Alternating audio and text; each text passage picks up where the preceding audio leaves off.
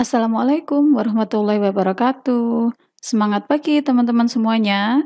Kali ini kita ketemu lagi pada mata kuliah Praktikum Algoritma dan Kompleksitas bersama saya Dian Wahyuningsih. Apa yang akan kita pelajari kali ini? Untuk mata kuliah Praktikum Algoritma dan Kompleksitas ini kita menggunakan bahasa pemrograman Java ya. Nah, sekarang apa yang harus kita ketahui tentang Java? Oke, kita mulai dengan komponen penting dari Java. Yang pertama adalah JDK atau Java Development Kit, merupakan komponen inti dari Java. Jadi komponen ini memberikan semua tools, executables, binaries yang diperlukan untuk menyusun, mendebug, dan mengeksekusi sebuah program Java. Kemudian yang kedua ada JVM atau Java Virtual Machine, yang kerap dianggap sebagai jantung dari bahasa pemrograman Java. Ketika menjalankan program Java, JVM berfungsi untuk mengkonversi bytecode menjadi kode yang lebih spesifik. Kemudian yang terakhir adalah JRE, Java Runtime Environment, merupakan implementasi dari JVM. JVM memberikan platform untuk mengeksekusi program-program di Java. Apa sih yang harus saya ketahui tentang pemrograman menggunakan Java gitu ya? Atau apa sih nanti yang akan kita pakai pada praktikum algoritma dan kompleksitas menggunakan bahasa pemrograman Java? Oke ya, untuk kelancaran mata kuliah kita kali ini saya akan membagi menjadi dua gitu ya. Mungkin teman-teman ada yang menggunakan laptop atau PC, atau mungkin juga ada yang menggunakan handphone gitu ya. Nah, apakah bisa saya menggunakan handphone gitu ya? Nah, jawabannya adalah bisa. Untuk teman-teman pengguna laptop atau PC, teman-teman nanti bisa menginstal yang namanya NetBeans. Nah, jika teman-teman pengguna handphone Android, teman-teman bisa nanti install yang namanya ID gitu ya. Kemudian bagaimana caranya kita menginstalasi kedua produk tersebut gitu ya, atau kedua aplikasi tersebut? Oke, yang pertama untuk NetBeans, nah teman-teman bisa searching gitu ya, bisa searching dulu di browser menggunakan kata kuncinya adalah download Java SE and NetBeans Co-Bundle. Kenapa sih kita harus download yang ini gitu ya? Sebenarnya sudah dinyatakan tadi bahwa jika kita akan menggunakan bahasa pemrograman Java, tidak hanya satu yang diperlukan, tapi ada 3 gitu ya. Nah, agar kita tidak perlu susah-susah menginstal beberapa komponennya tadi, nah sudah ada yang menyediakan bundle dari komponen-komponen tersebut. Kemudian jika teman-teman sudah search, sesuaikan dengan prosesor yang teman-teman gunakan ya. Jika laptop atau komputer teman-teman menggunakan prosesor 32 bit, maka pilihlah yang Windows x86. Jika teman-teman menggunakan prosesor 64 bit, maka teman-teman bisa download untuk Windows x64. Kemudian setelah klik download gitu ya, hasilnya sudah muncul ya nantinya. Biasanya akan muncul di folder download. Klik 2 kali untuk melakukan instalasi dan ikuti instruksi sampai dengan selesai. Nah, bagaimana bagi para pengguna smartphone Android gitu ya? Teman-teman bisa langsung masuk ke Play Store. Kemudian gunakan search ID untuk IDE gitu ya. Kemudian klik install, lalu buka. Nah, sebenarnya di situ ada pilihan untuk penggunaan berlangganan gitu ya. Tetapi teman-teman bisa menggunakan yang continue free gitu ya. Jadi teman-teman tidak perlu berlangganan tahunan atau bulanan karena kita tidak akan mengikuti course dari ID-nya. Kita hanya membutuhkan fasilitas untuk bisa mengcoding Java di situ. Pembahasan kita untuk praktikum algoritma dan pemrogramannya itu ada beberapa ya. Jadi yang pertama ada tipe data primitif, kemudian ada tipe data non-primitif. Apa itu perbedaannya ya? Kita jelaskan nanti. Kemudian ada variabel dan konstanta, ada operator. Nah, operator ini masih dibagi menjadi beberapa, di antaranya ada operator matematika dan relasi. Kemudian ada scanner. Selanjutnya metode, kemudian statement kondisi. Nah, statement kondisi ini nantinya akan dibagi menjadi 2 gitu ya. Ada penggunaan kondisi if, ada penggunaan kondisi switch. Kemudian statement perulangan akan dibagi menjadi for dan while. Kemudian nanti ada class object, ada konstruktor, ada array, sorting, dan searching. Oke, kita langsung masuk ke tipe data gitu ya. Jadi pada pembahasan tadi, tipe data itu dibagi menjadi dua yang utamanya gitu. Yang pertamanya adalah tipe data primitif, akan dibagi menjadi beberapa juga. Yang pertama adalah tipe data logika. Tipe data logika itu menggunakan boolean. Nah, boolean ini nanti nilainya true false. Kemudian untuk karakter kita bisa menggunakan char. Kemudian untuk number masih dibagi lagi menjadi dua, yaitu untuk bilangan bulat dan bilangan pecahan. Untuk bilangan bulat sendiri masih dibagi lagi menjadi byte, ada short, ada int, ada long. Kemudian untuk bilangan pecahan dibagi menjadi float dan double. Nah, untuk yang non-primitif atau tipe data referensi akan dibagi menjadi beberapa, ada string, ada array, ada class, dan lain-lainnya, dan masih banyak lagi ya di sini. Nah, selanjutnya, ini adalah tabel jangkauan dan ukuran dari semua tipe data sederhana atau primitif tadi ya dalam Java.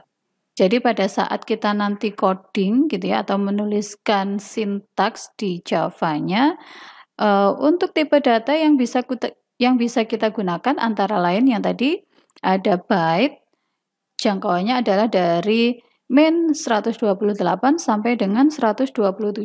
Dengan ukuran bitnya adalah 8. Teman-teman bisa mengingat ini ya, untuk ukuran 1 byte itu sama dengan 8 bit. Berarti kalau untuk tipe data primitif byte itu nanti akan disimpannya sebanyak 1 byte.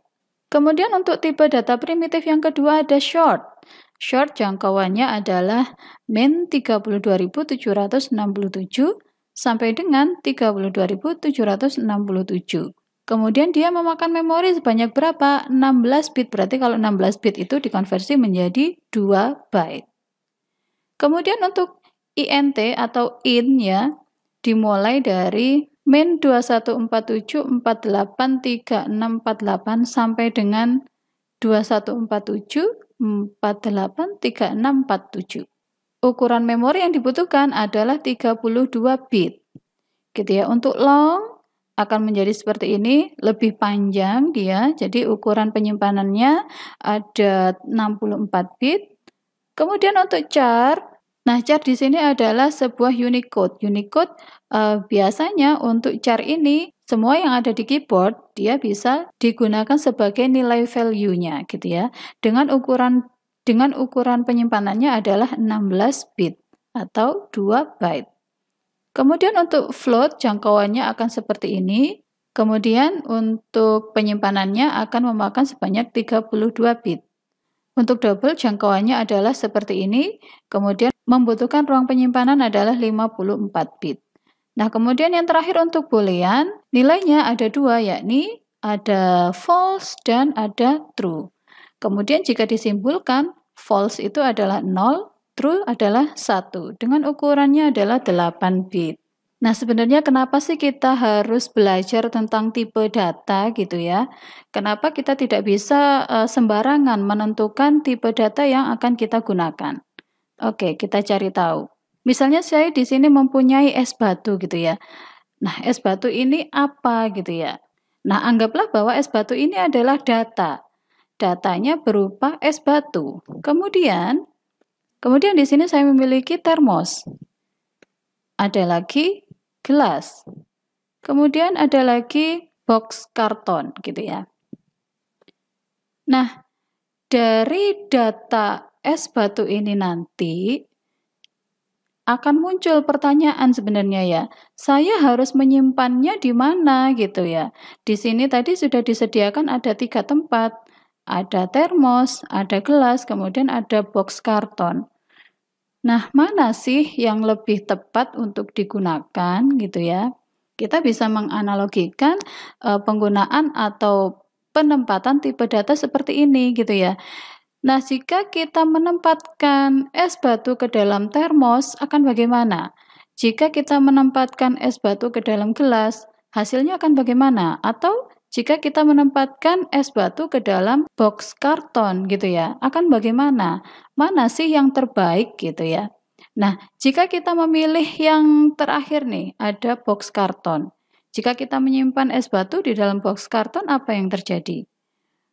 Mungkin dia memang bisa masuk ya, tetapi jika dibiarkan terlalu lama, maka dia bisa mencair gitu ya. Cocok nggak jika box karton ini digunakan sebagai tempat penyimpanan es batu? Sepertinya nggak cocok ya. Kemudian untuk yang kedua, ada gelas. Jika kita memasukkan es batu ke dalam gelas, apa yang terjadi? Bisa saja sebenarnya kita meletakkan es batu ke dalam gelas. Tetapi apa yang akan terjadi? Masih tetap sama ya. Jika kita biarkan terlalu lama di ruangan terbuka, maka es itu juga akan mencair. Apalagi kalau untuk box karton tadi, dia tidak hanya mencair, tetapi juga akan merusak box kartonnya karena menjadi basah gitu ya. Tetapi untuk gelas bagaimana? Dia tidak merusak tempatnya, tetapi untuk data berupa es batunya akan mencair. Apakah sama dengan data yang awal gitu ya? Pastinya berbeda. Nah, kemudian untuk yang ketiga, untuk yang terakhir adalah termos. Nah, termos ini jika kita memasukkan es batu ke dalamnya, meskipun kita letakkan di ruang terbuka, dia akan tetap bertahan. Jadi datanya akan tetap sama persis dengan data awalnya, yakni berupa es batu.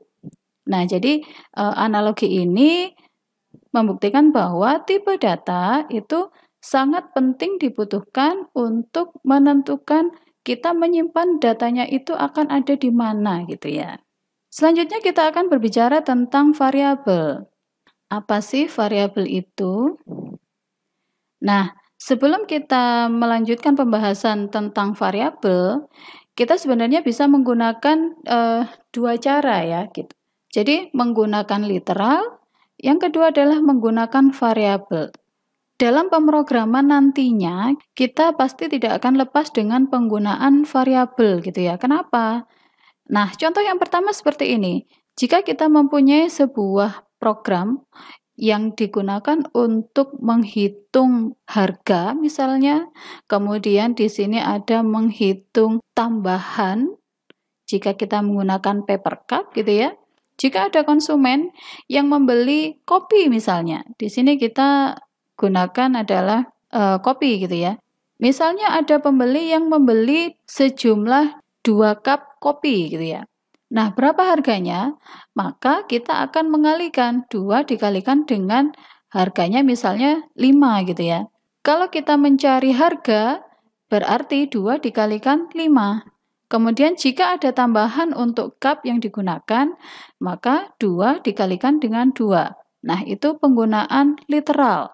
Jadi literal ini, teman-teman cek dari warnanya saja, literal itu kan sebenarnya bermakna harfiah ya, atau makna aslinya gitu ya.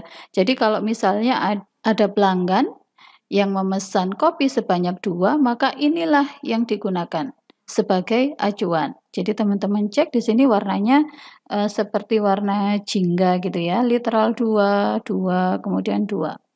Nah, bagaimana jika kita menggunakan variabel? Untuk penggunaan variabel ini nanti, yang pertama kali kita harus set dulu nama variabelnya. Set nama variabelnya misalnya di sini adalah number of coffees. Kemudian kita berikan nilainya adalah 2, nilai atau value-nya. Selanjutnya kita identifikasi seperti penggunaan literal tadi ya. Jadi quantity is sama dengan number of coffees. Kenapa kok kita tidak menuliskan 2 gitu ya? Karena nilai 2 ini sudah disimpan dalam variabel number of coffees. Jadi jika kita menghitung kuantitinya, yang akan kita tuliskan adalah number of coffees. Kemudian price, number of coffees dikalikan dengan 5. Kemudian untuk paper cup charge, kita dapat menuliskan number of coffees dikalikan dengan 2.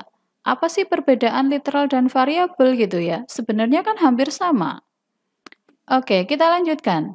Pada saat kita menggunakan literal, jika pelanggannya mengganti jumlah yang dibeli sebanyak 3, maka pada saat kita menghitung price, kemudian pada saat kita menghitung paper cup charge, kita harus mengubah semua nilainya. Jadi di sini kita sudah mengganti kuantitinya menjadi 3. Kemudian price-nya kita juga harus menggantinya dengan 3. Paper cup kita juga harus menggantinya dengan 3. Nah, jika kita menggunakan variabel, kita hanya cukup mengubah satu saja, yaitu variabel number of coffees yang sebelumnya 2, kita ubah menjadi 3. Untuk quantity, price, dan paper cup charge-nya akan mengikuti number of coffees-nya menjadi 3. Berarti jika kita nanti mengubah nilai atau value-nya menjadi 5 misalnya, kita cukup mengubah 1 kali, tidak sebanyak 3 kali pada saat kita menggunakan literal. Oke, kita lanjutkan dengan using variable tadi ya. Jadi, secara penggambarannya, kita tadi memberikan nilai atau value-nya pertama kali untuk variable number of coffees adalah 2. Jadi, pada saat kita melakukan deklarasi variabel int, number of coffees sama dengan 2. Kita hanya melakukannya 1 kali. Kemudian display number of coffees. Display berarti kita kepengennya nanti adalah menampilkan berapa sih jumlah kopi yang diinginkan oleh pelanggan. Kita bisa mendapatkan dari variabel number of coffees. Kemudian display price, number of coffees dikalikan dengan 5. Kita tidak perlu mengubah angka, atau jika tadi kita berbicara tentang literal, maka kita tidak perlu mengubah setiap rumus yang digunakan gitu ya. Nah, berarti dari contoh di atas kita bisa tahu nih bagaimana caranya kita mendeklarasikan sebuah variabel.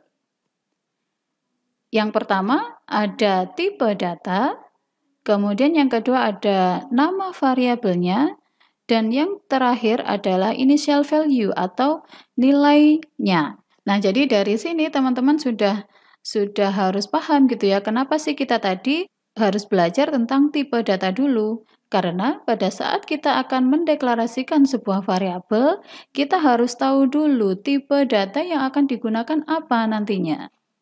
Contoh di sini, int atau int, number of coffees sama dengan 2. Kenapa kita harus menggunakan tipe data int gitu ya? Kenapa tidak menggunakan char atau tidak menggunakan boolean gitu? Nah, karena untuk nilai atau angka 2 ini nanti akan kita gunakan sebagai operasi aritmatika. Jadi bisa digunakan untuk operasi atau rumus gitu ya. Nah, jika boolean, apakah bisa dimasukkan ke dalam rumus gitu ya? Mungkin bisa, tetapi penggunaannya akan berbeda. Jadi, teman-teman harus ingat bahwa pada saat kita mendeklarasikan variabel, maka 3 poin penting inilah yang harus ada, yaitu ada tipe data, ada nama variabel, dan ada initial value atau nilainya. Kita lanjutkan kembali ya untuk pendeklarasian variabelnya tadi. Jadi yang pertama tipe data, maka bisa kita bayangkan kita menyediakan sebuah box gitu ya. Jadi box ini hanya menerima nilai berupa integer. Misalnya ada angka 0, angka 5, ada angka 145, ada angka 1000, ada angka min 2, dan seterusnya. Dan teman-teman harus ingat dari jangkauan integernya. Jangan sampai nanti jika melakukan proses operasi aritmatika membutuhkan jangkauan yang lebih besar, teman-teman menggunakan tipe data int. Nah, hati-hati ya, nanti hasilnya akan menjadi salah gitu. Jadi, penentuan tipe data sangat penting pada saat kita mendeklarasikan sebuah variabel. Nah, setelah tipe data, selanjutnya adalah variable name. Jadi variable name sebenarnya seperti kita meletakkan sebuah name tag gitu ya. Name tag di sini kita akan memberikan nama pada kotak ini. Tadi kita di sini sudah menyediakan sebuah kotaknya. Menyediakan kotak dengan tipe datanya adalah integer atau int. Nah, setelah kita menyediakan kotaknya, jangan lupa kita beri nama biar nggak tertukar nantinya. Jadi, pemberian nama ini sangat penting. yang dinamakan dengan variabel. Pemberian nama variabel di sini kita berikan contohnya adalah number of coffees. Dan yang terakhir itu adalah nilai dari variabel tersebut. Ditandai dengan apa? Ditandai dengan tanda sama dengan di sini. Setelah kita menentukan box atau kotaknya, kemudian kita memberikan nama kotak tersebut agar tidak tertukar. Selanjutnya adalah kita akan memasukkan nilai atau value ke dalam kotak tersebut. Di assign value to variable. Inilah yang dinamakan dengan initial value. Jadi nilai awal yang akan kita gunakan untuk variabel tersebut. Nah, variabel ini nanti bisa berubah nggak sih, gitu ya. Kita lanjutkan lagi. Misalnya, saya membuat satu buah variabel lagi dengan nama adalah quantity. Quantity di sini kita set nilainya adalah 2. Nah, jika saya ingin menambahkan kuantitinya dengan 1, maka bagaimana hasilnya? Pastinya nanti isi dari kotaknya ini akan berubah gitu ya, menjadi 3. Kemudian, jika saya menambahkan lagi quantity dengan angka 1, maka dia juga akan mengubah nilai variabelnya dari 3 menjadi 4. Jadi proses di sini dapat teman-teman pahami bahwa untuk nilai awal dari quantity yang sebelumnya adalah 2, jika kita tambahkan dengan 1, maka akan berubah menjadi 3. Jika kita menambahkan lagi dengan angka 1, maka akan berubah menjadi 4, gitu ya. Karena nilai dari variabel ini selalu berubah. Dari 2 ditambahkan 1 menjadi 3, ditambahkan lagi 1 menjadi 4. Jika kita gambarkan menjadi sebuah rumus, gitu ya, akan menjadi seperti ini. Yang pertama, in quantity sama dengan 2. Kemudian quantity sama dengan quantity ditambahkan dengan 1. Sehingga dari nilai awal 2, jika kita tambahkan 1 menjadi 3. Kemudian selanjutnya, quantity sama dengan quantity plus 1. Nah, nilai dari quantity ini tadi sudah berubah ya, bukan lagi 2 tetapi menjadi 3. Jadi 3 ditambahkan dengan 1 sama dengan 4. Oke ya. Itu adalah analogi sederhana untuk proses update variabel. Nah, di sini adalah nilai dari variabelnya. Jadi sebelumnya pada saat kita men-set variabel dengan angka 2, kemudian pada saat kita melakukan update variabel dengan quantity sama dengan quantity plus 1, maka akan berubah menjadi 3 dan 4. Jadi ini adalah nilainya. Kemudian di sini adalah rumus atau bagaimana cara untuk melakukan update dari variabel tersebut. Oke, sekarang kita akan masuk membuat sebuah project di NetBeans dan di IDE. Untuk pengguna NetBeans, saya anggap teman-teman sudah berhasil untuk melakukan instalasi. Nah, sekarang kita akan membuat sebuah project sederhana untuk mempraktekkan pembuatan variabel. Cara yang pertama, kita bisa klik menu file, kemudian di sini ada new project gitu ya. Kemudian yang kita pilih adalah Java dan Java application. Atau bisa juga dengan menekan tombol new project di sini ya, ada tanda plus kemudian ada tanda folder di sini. Kita klik, akan masuk ke sini juga. Kita pilih Java, kemudian Java application. Klik next. Nah, setelah itu kita tentukan project name-nya dan tentukan di mana kita akan menyimpan project tersebut. Oke, kita ubah dulu untuk tempat penyimpanan project-nya. Saya letakkan di folder algo kompleksitas. Kemudian di sini saya beri folder latihan. Oke, di dalamnya. Kemudian untuk project name-nya saya beri nama latihan 1. Oke, untuk penulisan nama project di sini teman-teman selalu biasakan dengan mengawalinya dengan huruf kapital yang diikuti dengan huruf non-kapital. Nah, penulisan semacam ini dinamakan dengan camel case. Nah, bagaimana jika project name-nya lebih dari satu kata? Misalnya, saya ubah menjadi latihan pertama. Nah, cara penulisannya, setiap awal kata diawali dengan huruf kapital, dilanjutkan dengan non-kapital, kemudian untuk kata selanjutnya juga diawali dengan huruf kapital, dilanjutkan dengan non-kapital. Nah, jika digambarkan mungkin akan seperti punuk unta gitu ya. Sehingga aturan penamaan untuk project name adalah upper camel case karena diawali dengan huruf kapital. Jika ada upper camel case, maka ada lower camel case. Nah, lower camel case ini berarti diawali dengan huruf non-kapital. Kemudian untuk create main class, kita centang juga, defaultnya pun juga dicentang ya. Gunanya untuk apa? Kita cek nanti. Kemudian klik finish.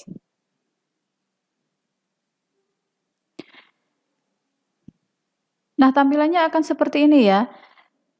Jika tadi kita klik untuk main class-nya, maka di sini sudah akan tercreate public static void main string argument. Di sini tempat kita menuliskan syntax.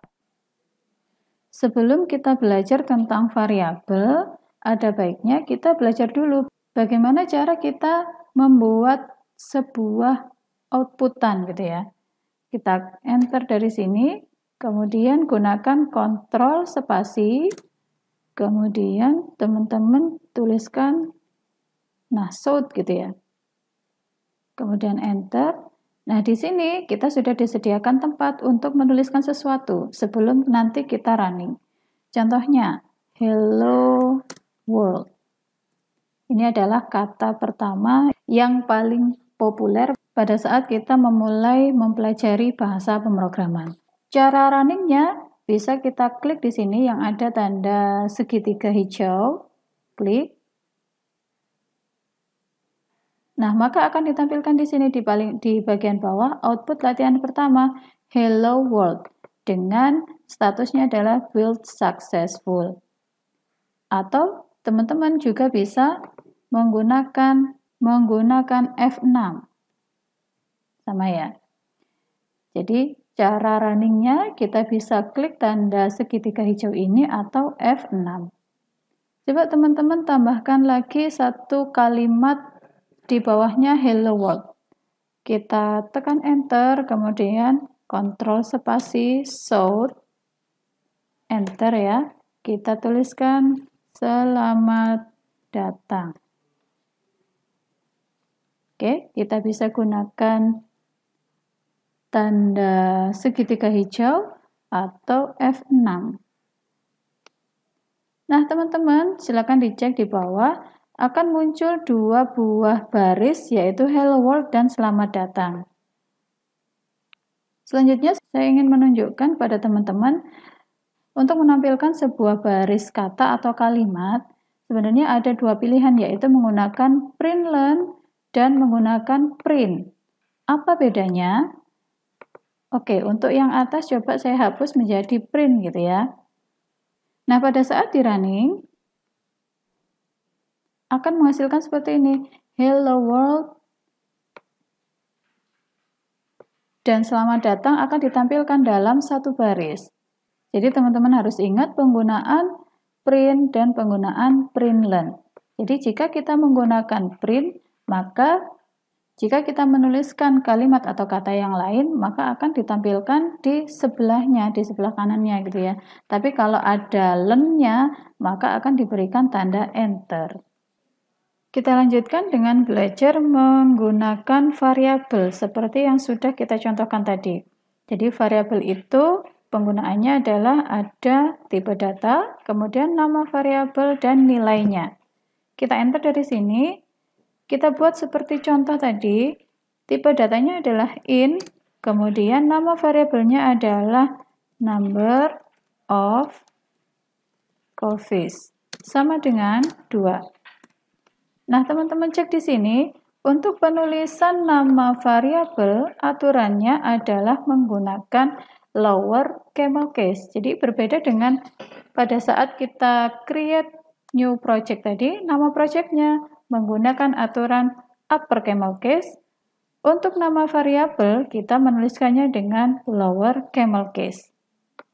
Nah, sekarang bagaimana dengan kita membuat sebuah variabel, kemudian kita ingin menampilkan hasilnya. Kita enter di sini, kemudian gunakan selalu Ctrl spasi, sort, enter. Kemudian kita beri caption dulu, jumlah copy sama dengan. Nah, di sini jika kita kepengen menambahkan variabel pada saat menampilkannya, maka gunakan tanda plus. Kemudian kita panggil nama variabel tersebut, number of. Kelebihan penggunaan NetBeans di sini, jika kita sudah mendeklarasikan nama variabel number of coffees, pada saat kita akan memanggilnya, kita bisa menekan Ctrl spasi, maka akan diberikan sugesti apa sih yang akan kita tuliskan. Kalau sudah seperti ini, kita langsung bisa tekan enter tanpa harus menuliskan keseluruhan kalimatnya, yaitu number of coffees. Oke, kita lanjutkan untuk running. Nah, di sini ya, hello world, selamat datang. Kemudian di bawahnya adalah jumlah kopi sama dengan 2. Nah, bagaimana jika number of coffees-nya kita ubah menjadi 3? Oke, klik. Kalau kita jalankan, nah seperti ini ya. Ini penggunaan variabel. Kita tambahkan lagi, misalnya membuat variabel dengan tipenya bilangan pecahan. Nah, bilangan pecahan, tadi kita bisa menggunakan double atau float. Misalnya di sini saya gunakan double, kemudian angka pecahan sama dengan 2,5 titik koma. Kita akan tampilkan di sini, Ctrl spasi, sort, enter, angka pecahan sama dengan, kemudian tanda plus, angka, Ctrl spasi, angka pecahan. Oke, pada saat kita tampilkan, oke ya, di sini ya. Jadi angka pecahan sama dengan 2,5. Oke, misalnya nih ya, di sini saya men-set untuk tipe datanya adalah INT. Nah, akan ada tanda merah ya di bawahnya ini ya. Ini adalah peringatan bahwa kita bisa cek di sini. Di situ ditunjukkan bahwa incompatible type, possible logic conversion from double to INT. Nah, teman-teman bisa menggunakan ALT enter untuk kemungkinan yang ada. ALT enter di sini ya. Nah, berarti akan ada dua kemungkinan. Apakah kita ingin mengcasting 2,5 menjadi integer atau kita mengubah tipenya dari angka pecahan menjadi double. Oke, kalau kita lakukan yang pertama, kita klik. Nah, berarti dari 2,5 ini tadi akan kita ubah nilainya menjadi INT. Keluarannya bagaimana gitu ya? Coba kita cek di sini. Nah, maka hasilnya adalah 2. Tetapi jika kita ubah untuk kemungkinan yang selanjutnya tadi, kita gunakan ALT enter, kita change type of angka pecahan to double. Nah, maka di sini untuk tipe datanya akan berubah menjadi double. Maka dari itu, pada saat kita menentukan tipe data dari sebuah data yang akan kita masukkan, teman-teman harus ingat gitu ya. Apakah itu int, apakah itu double, apakah float, dan sebagainya. Kita lanjutkan dengan updating variabel. Tadi kita sudah membuat sebuah variabel dengan nama number of coffees sama dengan 3. Yang akan ditampilkan di sini jumlah kopi itu sama dengan number of coffees. Nah, bagaimana jika kita melakukan update pada variabel number of coffees? Misalnya di sini saya berikan sebuah operasi aritmatika, yaitu number of coffees sama dengan number of coffees plus 1. Maka berapa yang akan ditampilkan di sini? Kita cek. Oke, teman-teman bisa cek di sini ya. Jumlah kopi yang akan ditampilkan itu adalah 4. Jumlah kopi sama dengan 4. Nah, itu tadi adalah bagaimana cara kita melakukan update dari sebuah variabel. Jadi, meskipun di sini kita sudah memberikan nilai awal pada sebuah variabel number of coffees dengan angka 3, tetapi jika sebelum ditampilkan kita sudah melakukan update atau perubahan pada variabel number of coffees dengan menggunakan rumus number of coffees sama dengan number of coffees plus 1, maka yang akan ditampilkan di sini adalah nilai dari number of coffees yang telah dilakukan updating atau perubahan. Oke, itu tadi adalah pembahasan kita tentang praktikum algoritma dan pemrograman sesi 1.